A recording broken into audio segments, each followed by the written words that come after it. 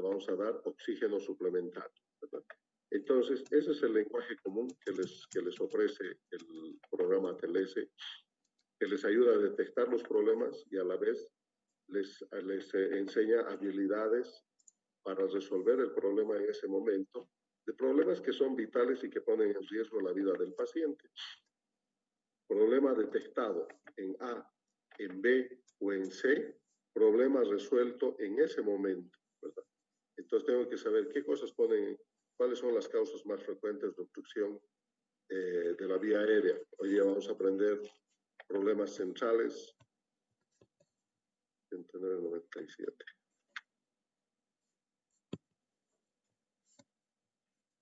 Ok. Bien.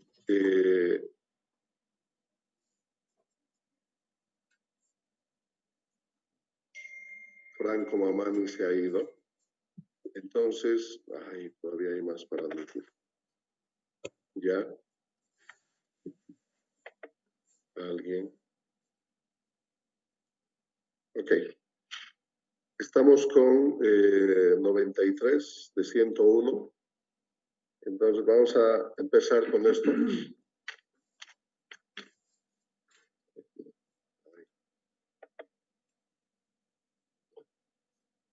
Catherine.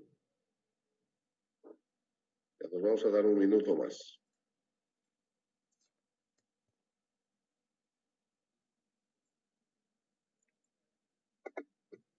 Bien.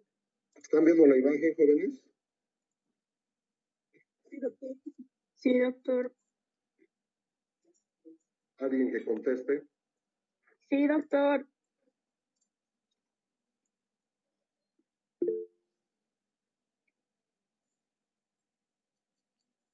Doctor, se ve entrecortado la diapositiva. Como que a la mitad. Bien. El capítulo 2 hace referencia al manejo de la vía aérea y la ventilación. O sea, no es suficiente despejar la vía aérea, sino además mejorar y agregar una adecuada ventilación. La imagen que ustedes ven no es infrecuente cuando ustedes se enfrentan a un paciente gravemente lesionado producto de un accidente de tránsito, donde ven en la imagen pérdida de piezas dentarias, pérdida de la alineación del macizo facial, donde ya este escenario, fíjense, equimosis, sangrado, donde ya este escenario nos está hablando de que vamos a tener dificultades con la vía aérea y este paciente está en grave riesgo de obstruir la vía aérea superior. Por lo tanto, el escenario es vital. Les he dicho, el escenario les traduce, el escenario les muestra lo que va a suceder. Es lo importante el mensaje del capítulo, que la prevención de la hipoxemia requiere de una vía aérea protegida, permeabilizarla, protegerla, libre de obstrucción y de una adecuada ventilación. O sea, no solamente es suficiente despejar, sino además dar una adecuada ventilación. Esto tiene prioridades sobre el manejo de todas las otras condiciones. Este es el mensaje fundamental, no se olviden. Una vía aérea permeable y además una adecuada ventilación. Cuando ustedes vean un paciente con estas características, tengan la plena seguridad de que acá no van a poder hacer una intubación orotraqueal, no van a poder hacer una intubación nasotraqueal y de entrada este paciente va a requerir una vía aérea quirúrgica definitiva. Entonces, hoy vamos a aprender todos y nos vamos a ir sabiendo, además dentro de los objetivos, como vamos a ver, definir qué es una vía aérea definitiva. Lo que les decía, aquí tenemos un paciente de 34 años que pierde el control y colisiona contra una valla. Trauma facial severo, no utilizaba casco, está con aliento alcohólico, beligerante en la escena, ahora ya no se comunica y el oxímetro de pulso es en 85. O sea, este paciente está en riesgo vital inminente. Y si nosotros no identificamos que la prioridad número 1 es, o la prioridad fundamental es A, vía aérea permeable con control de la columna cervical, entonces tenemos que replantearnos nuevamente nuestro estudio. Hoy día vamos a aprender a definir una vía aérea definitiva. Es un concepto que tiene 4 componentes para recordar y no olvidarse de ninguno de ellos. Vamos a reconocer los signos y síntomas de obstrucción de la vía aérea y el compromiso ventilatorio.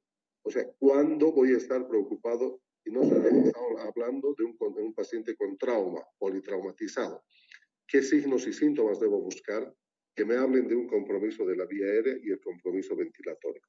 Vamos a aprender a describir las técnicas para establecer y mantener una vía aérea segura y las técnicas para confirmar que la ventilación y la oxigenación son adecuadas. Las preguntas poderosas, que es una mezcla entre el constructivismo y que da muy buenos resultados. ¿Cómo sé que la vía aérea es o está adecuada? ¿No?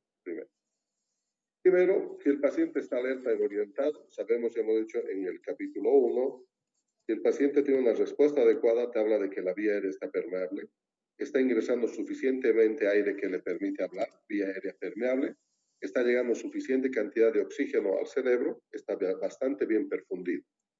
No hay evidencia de lesiones en la cabeza y el cuello, y hemos reevaluado otras causas en busca del deterioro. Estos son los signos y síntomas que nosotros tenemos que aprender a encontrar y buscarlos en la evaluación inicial en A, el compromiso de la vía aérea. Para esto es fundamental el olfato, la vista, los 5 sentidos trabajando en el contexto de recordar qué signos y síntomas son importantes como índices de sospecha, que me hablen de que hay compromiso de la vía aérea. Así como cuando les decía, en un escenario, explosión, en un gimnasio o ambiente cerrado donde estaban trabajando, entonces yo ya tengo que pensar en quemadura de la vía aérea superior, ¿verdad? Por el ambiente cerrado y la explosión y el fuego. ¿Y qué signos signos voy a encontrar? No se olviden, primero el olor. Oh, ya estoy sintiendo olor a pelo quemado, chamuscado. No hay cejas, no hay pestañas, no hay pelitos en la nariz y de repente hay espútero carbonazo, ¿verdad? Entonces eso ya nos hace pensar en quemadura de la vía aérea superior. Lo mismo que cuando hablemos de vía aérea, cambios en la voz, ronquera, ¿verdad? Respiración ruidosa, una respiración, o sea, con datos de pérdida de conciencia, disnea y agitación. No se olviden, el paciente agitado no está excitado por el efecto del alcohol, jóvenes. Tienen que aprender a diferenciar que ese paciente agitado es por hipoxia. Le está diciendo, necesito oxígeno. Porque cuando ustedes tomen la decisión de decir, no, está alcoholizado, déjenlo ahí, ese paciente va a empezar a deprimirse y cuando se deprime el paciente está en hipocapnia. ¿Ya? Hipercapnia, perdón. Taquipnea, frecuencia cardíaca acelerada, patrón de respiración anormal. No es esa inspiración profunda y regular, sino superficial e irregular, donde hay una sincronía entre el movimiento torácico y la baja saturación de oxígeno, que junto con la cianosis ya son signos tardíos. Uno tiene que, con el mecanismo de lesión, ya una ronquera asociada a un trauma en una motocicleta o un impacto evidente y unas lesiones en cuello, les obliga a pensar en fractura laringea. Entonces vamos a ir viendo cada uno de estos. ¿Cuándo intervenir en un paciente con una vía aérea permeable? ¿Verdad? Nosotros tenemos que pensar en obtener una vía aérea permeable cuando existe un compromiso inminente de la vía aérea. O sea, el paciente está con TEC y sé que ese paciente va a comprometer su vía aérea, entonces necesito asegurar una vía aérea en este paciente y probablemente definitiva.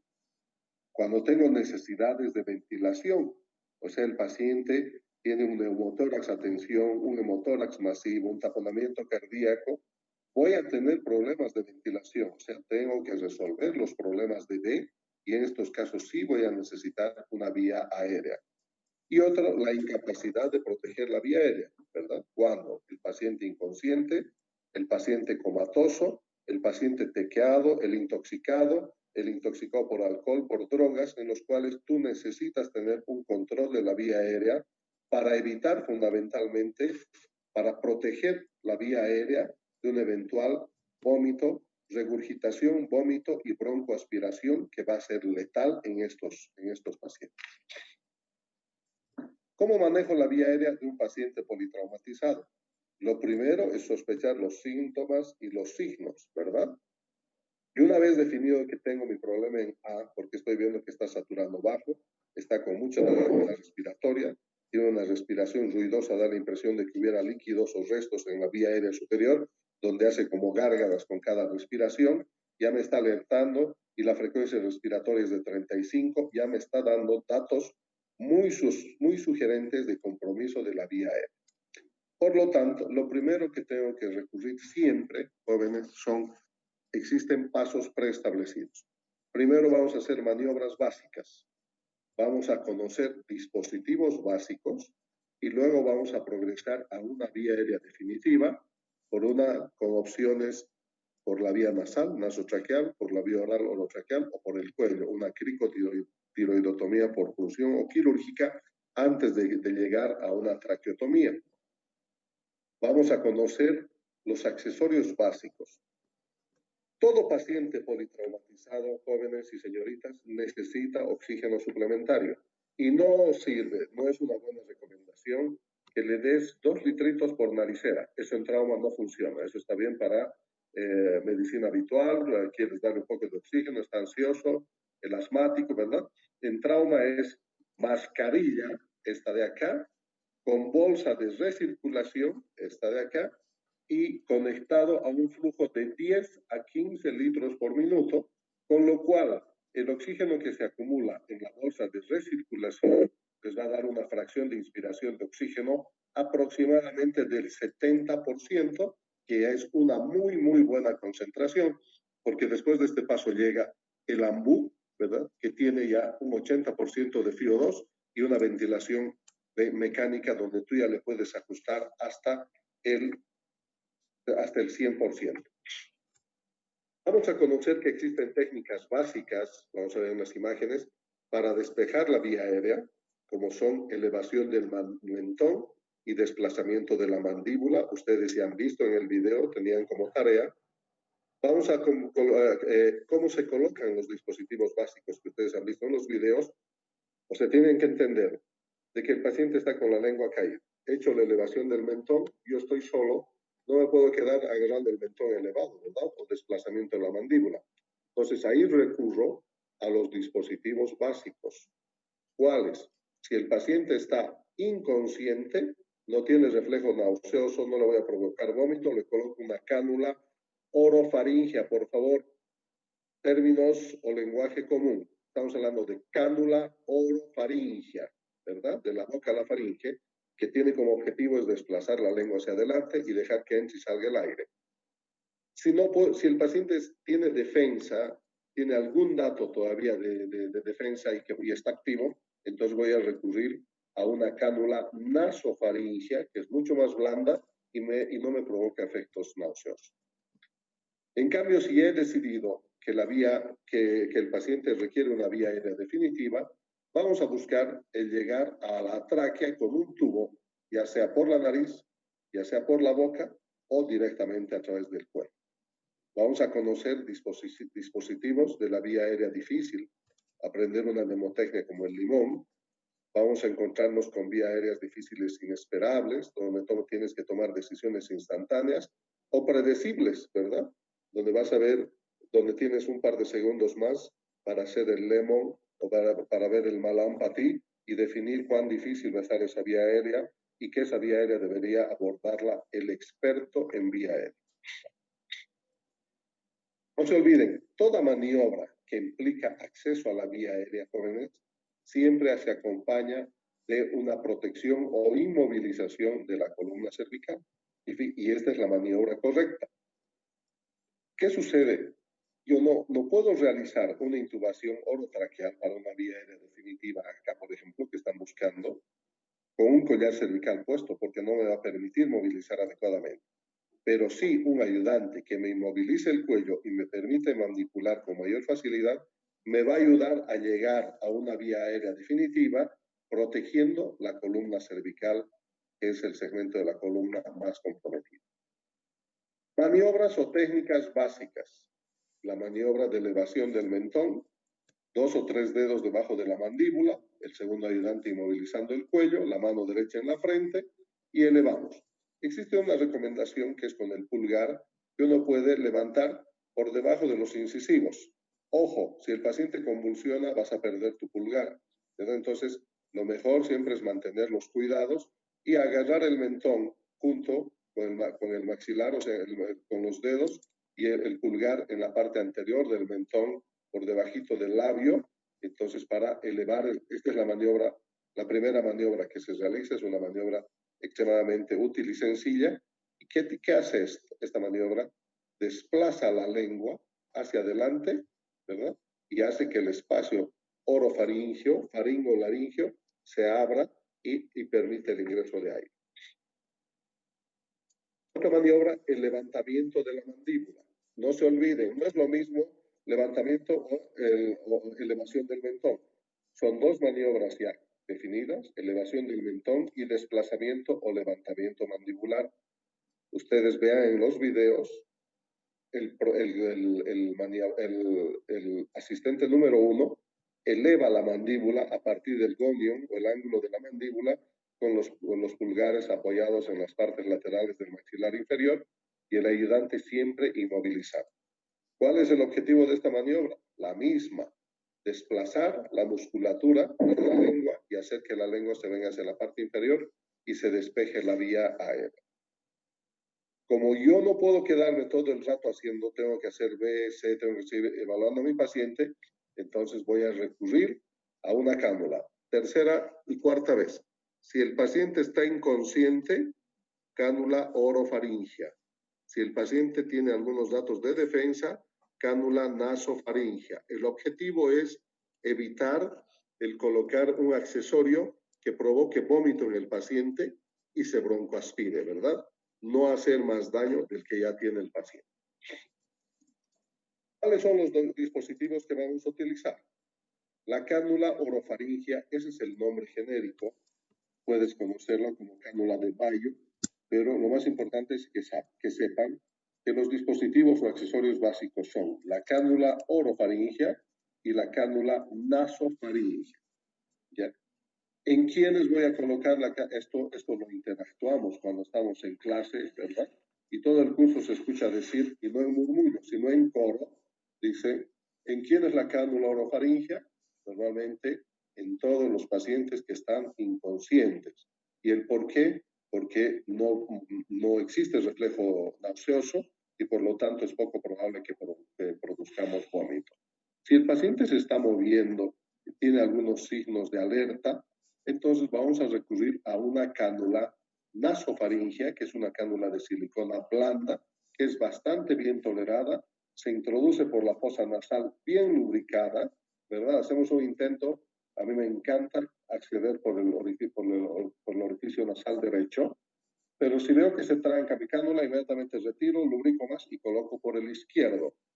En la vida hay diferentes golpes, tabiques desviados, entonces tenemos problemas y que de repente ese orificio nasal no nos permite acceder, cambien al otro inmediatamente sin forzar demasiado, porque acuérdense que tenemos los cornetes y podemos fracturar y romperlos y hacer sangrar. Ojo, evitar en pacientes con fracturas faciales. Acá en estos casos la situación habitualmente exige vía aérea definitiva. ¿Cómo puedo predecir una vía aérea potencialmente difícil? La foto del caso, ¿verdad? El motociclista que tuvo un accidente frontal, impacto, no iba con casco, por lo tanto está destrozada ese macizo facial. No tengo referencias anatómicas de la nariz, de la boca, por lo tanto ya no necesito saber demasiado, sino digo, esta es una vía aérea potencialmente difícil. Si no tiene traumatismo del macizo facial, ¿en qué otros datos me servirán? Ejemplo, el obeso, el prognatismo, ¿verdad? Una hipognatia, un mentón muy pequeñito y metido retro, una lengua demasiado grande, una macroglosia. O sea, ya son datos que nos van a alertar sobre una vía aérea difícil. Trauma y deformidades faciales. Apertura vocal, la anatomía, la barba, el cuello corto y grueso, la mandíbula retrocedida, la micrognatia, los dientes superiores muy protuberantes, ojo, son estos datos que ya nos van a decir que esta vía aérea no es para un novato, esta vía aérea es para una persona con mucha experiencia que al primer intento debería lograr una vía aérea definitiva. Y obviamente recurriendo a la mnemotecnia del lemon, que es el limón, lesiones externas evidentes, el problema de lo que son, lo vamos a ver las lesiones, el malampatí, datos de obstrucción y otras alteraciones neurológicas, como vamos a ver enseguida. Ahora vamos a la práctica. ¿Es esta una vía aérea difícil? Ahora estamos viendo a un paciente lesionado, un paciente sin aparente lesión supraclavicular, puede ser bastante alerta, pero sí, seguramente vamos a tener dificultades. Fíjense acá, sin abrir la boca, y a ver algunos datos que nos van a decir si existe dificultad. Entramos a lo que es el objetivo central de esta clase, y si después de esta clase, ¿verdad?, nosotros hemos cumplido con el objetivo, que es definir una vía aérea definitiva, entonces nos vamos a ir contentos. Y les dije que el concepto de vía aérea definitiva, para que no se les olvide, tiene 4 componentes. Un tubo en la tráquea, primer componente. Segundo, con un balón inflado para sellar, ¿verdad? Segundo componente, con un balón inflado por debajo de las cuerdas vocales. Tercer componente, conectado a un sistema de ventilación. Y cuarto componente, fijada a la cara, ya sea con un sistema original de fijadores de tubo orotraqueal o nasotraqueal o de cuello, o con telas adhesivas, que es la forma alterna más comúnmente conocida, ¿verdad? Entonces, vía aérea definitiva, un tubo en la tráquea, con un balón inflado por debajo de las cuerdas vocales, conectado a un sistema de ventilación y sellado o fijado en la cara.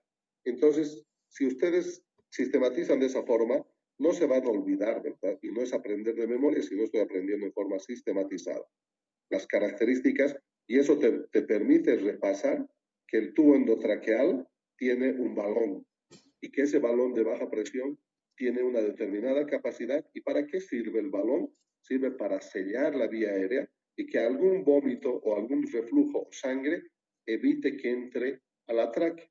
Ese es el objetivo del balón, y evitar además fugas aéreas con un conectado a un sistema de ventilación, porque el paciente necesita oxígeno, y sellado a la cara.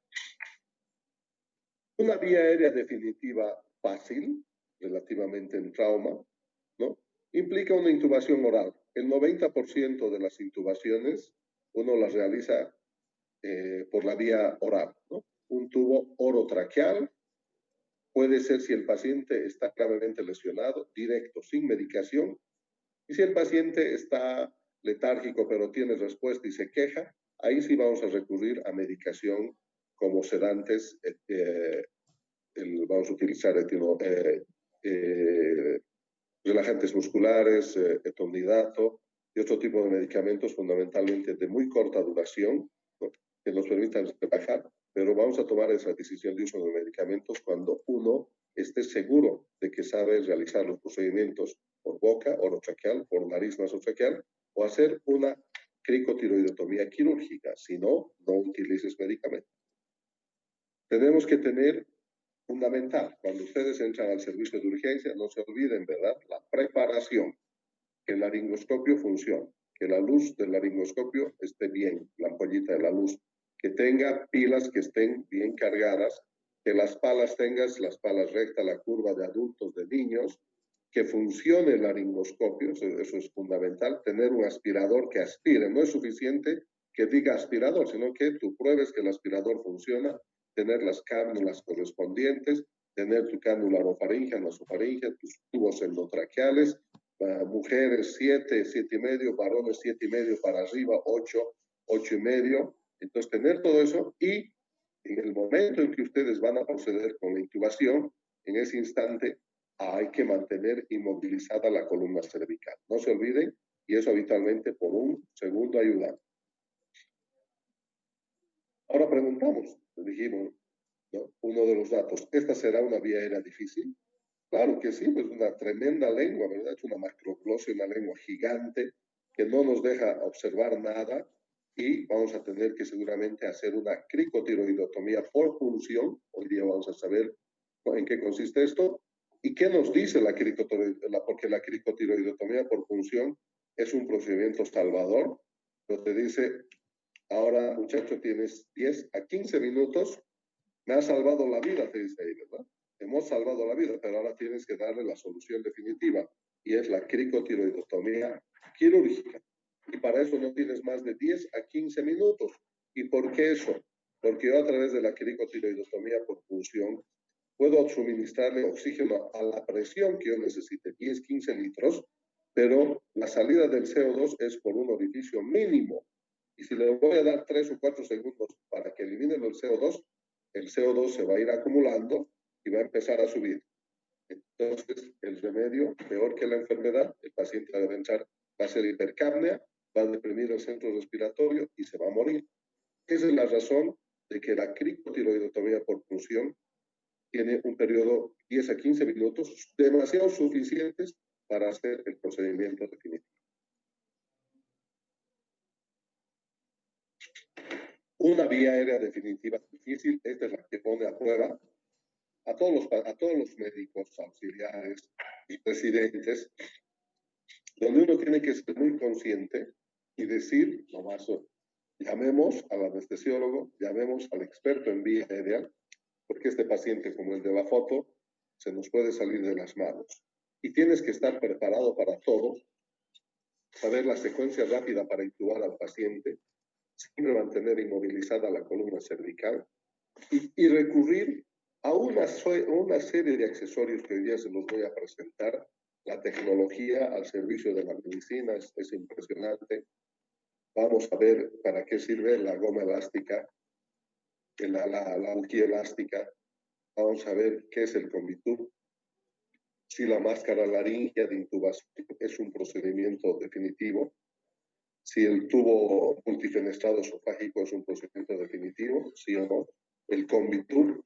Entonces empezamos a diferenciar, son accesorios avanzados, pero que no son vía aérea definitiva, son accesorios supraglóticos, que está por encima de la glotis y obviamente no está entrando en la tráquea, pero tienen ciertas cualidades que hacen que bloquee el orificio esofágico y que el oxígeno entre a la vía traqueal.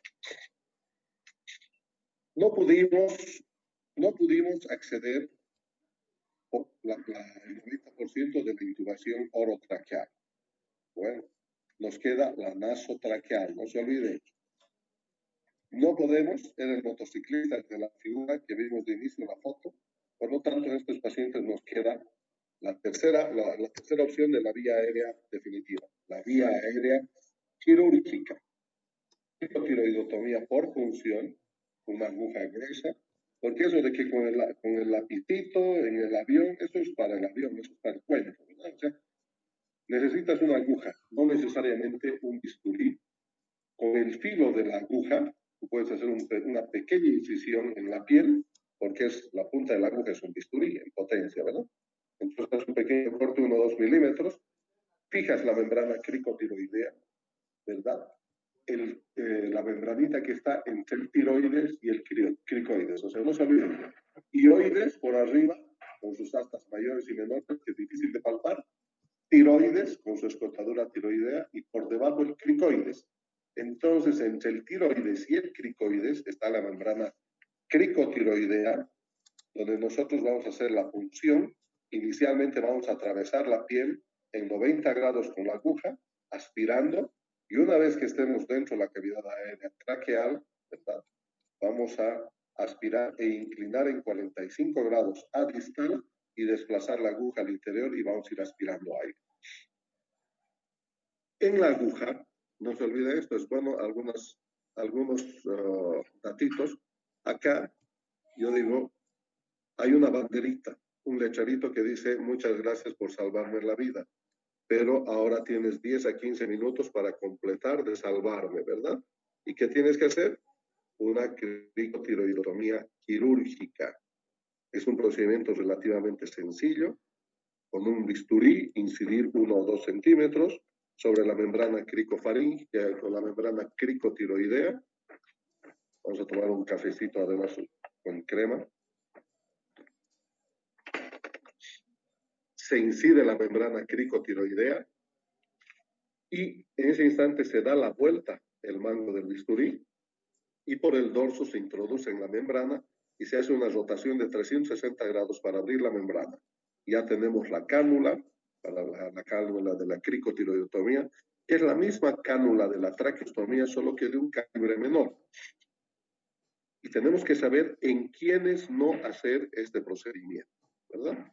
O sea, el elemento de sostén más importante de la laringe, son las 20, es el cricoides, ¿no? El cartílago cricoides, que tiene la forma, acuérdense, esto se aprende en anatomía, del anillo del piloto o del de la promoción de colegio, ¿verdad? Que tiene una perla delante, ¿se acuerdan? Y atrás es más delgado. Entonces, ese es el cricoides. El anillo que está en la cara palmar, ese es el anillo anterior, y atrás está el cuerpo del cricoides. Entonces, por encima de eso vamos a encontrar la membrana, y ese es el nivel. Y este es el elemento, la estructura más importante de sostén de la laringe, el cricoides. Y si ustedes lastiman esto en un niño de 10, 8 años, van a tener serios problemas de estenosis a ese nivel, una estenosis alta, cricotraqueal, que son lesiones muy, muy complejas. He hecho, ya sé definir una vía aérea definitiva, sé reconocer la necesidad de una vía aérea definitiva, sé por dónde llegar a esta vía aérea definitiva, por nariz, por boca o por cuello. Ahora, lo importante es el tubo que he colocado. ¿Está en la tráquea realmente, verdad? Y cuando esto se transforma en un tema médico legal, ¿verdad? Tú tienes que tener todos los elementos técnicos y clínicos para demostrar y decir, sí, señor juez, el tubo estaba en la tráquea. ¿Por qué? Porque la oximetría estaba en 95, la curva del canógrafo estaba alrededor de 30, humedecía y empañaba con cada expiración el tubo traqueal, ¿verdad? Y daba acceso fácil. Y de repente en una radiografía veo los tubos traqueales tienen su línea de radio opaca, estaba, pero ninguno, y esto quiero que escuchen, sino la suma de todos estos factores que les menciono, ¿verdad? Los que te van a dar la seguridad o la certeza de que ese tubo está en la tráquea. Pero si ustedes les preguntan, ¿existe algún método único y definitivo que asegura que la vía aérea está en la tráquea, que el tubo está en la tráquea? No, jóvenes, no existe. Sino que tiene, y coloco el fonendoscopio en el epigastrio y no escucho gorgoteo, o sea, no está entrando gases al estómago, ¿verdad? Están entrando los pulmones, porque si estuviera entrando al estómago o tuviera una intubación esofágica, con cada ventilada debería ser un burbujeo, un gorgoteo en el estómago, ¿verdad? Esto es importante, ver el paso del tubo a través de las cuerdas vocales, ¿verdad? O sea, conocer anatomía, maniobrar bien el laringoscopio y fijarte muy bien por dónde está pasando. Los muñecos tienen un grado de dificultad de 100 veces más difícil que intubar en el vivo. Entonces, hacer intubación orotraqueal en muñecos de simulación te da una destreza impresionante. Es importante mirar el tórax, que el movimiento sea simétrico, que los dos campos se expandan. Es importante la auscultación, auscultar en los vértices y en las bases y en el hueco axilar para sentir el ingreso del aire.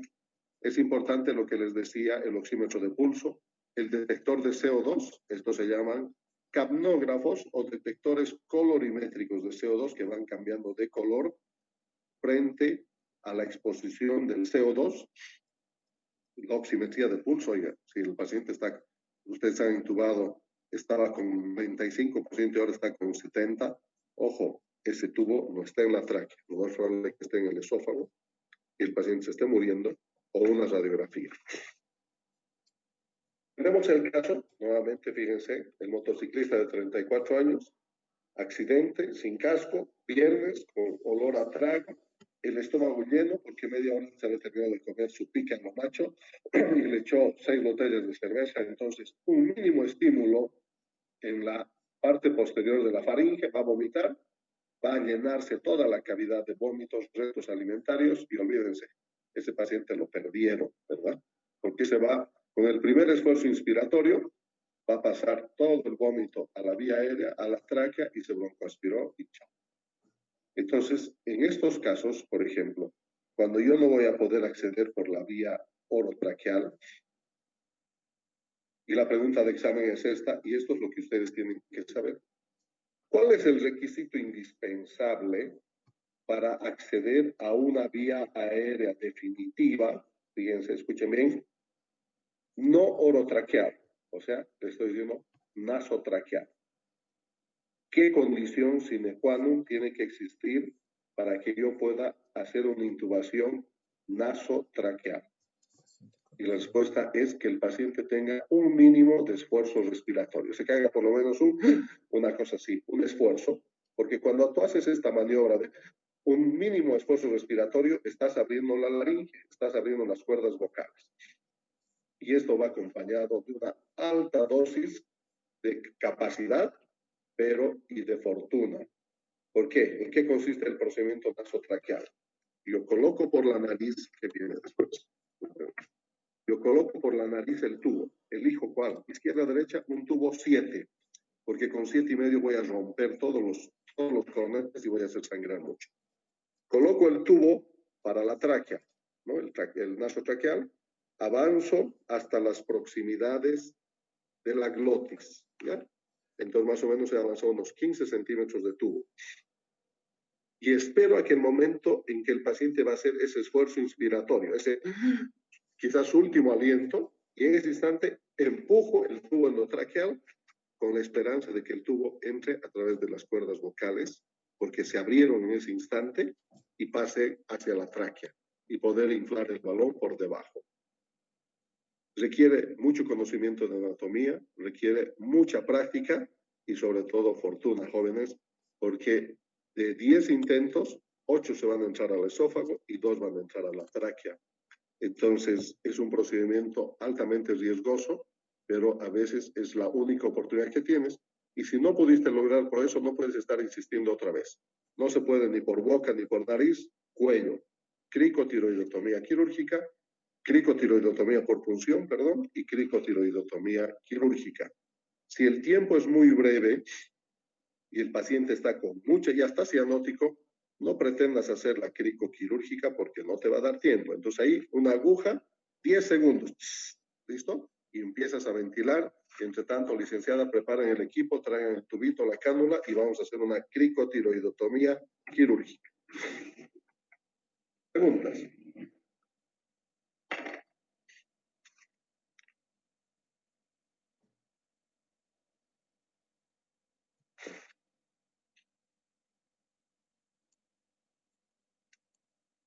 Bueno,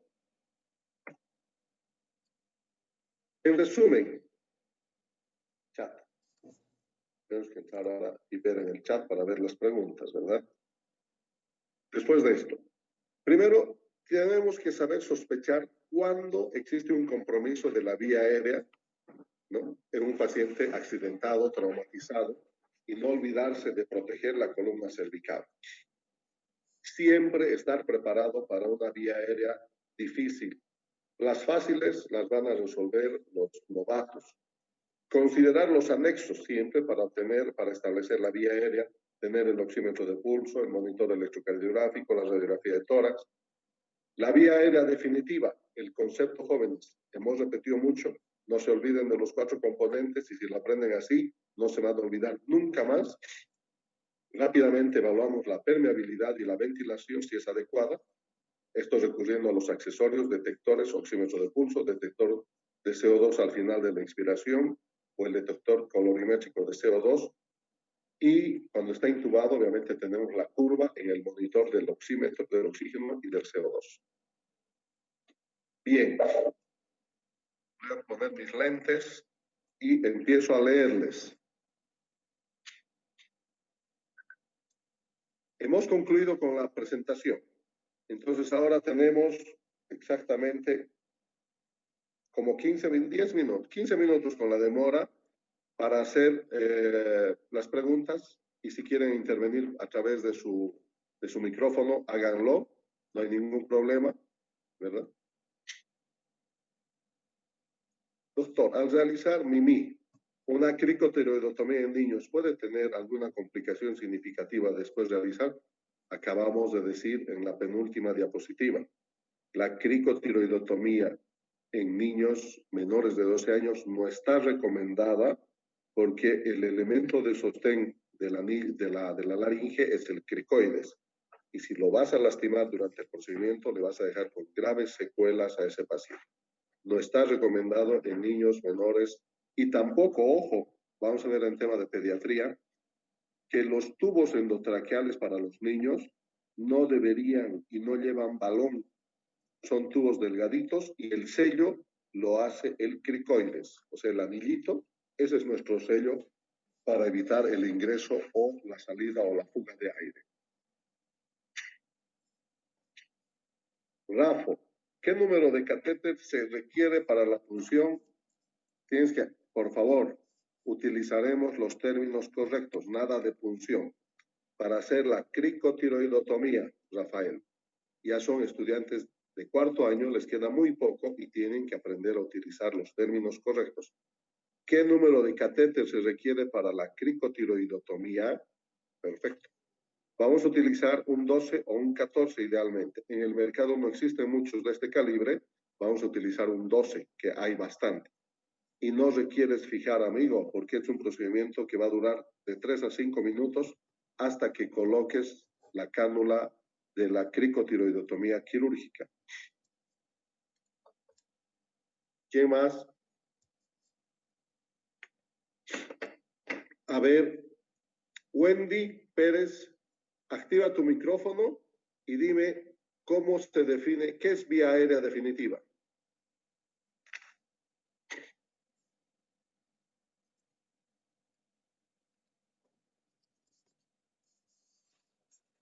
Wendy, ¿no me escuchaste?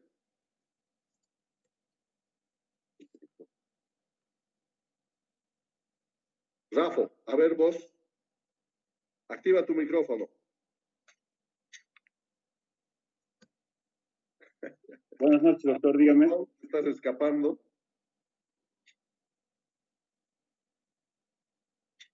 Pregunten, jóvenes. El tema de mañana es shock. Vengan estudiando, contesten las preguntas. El cuestionario es importante. Vean los videos. La respuesta del cuestionario está muy pobre. Eso significa que no están leyendo y tanto tiempo que tienen todo el día en cuarentena. Jóvenes, estudien. Deberían estar dominando la materia del ATLS, pero del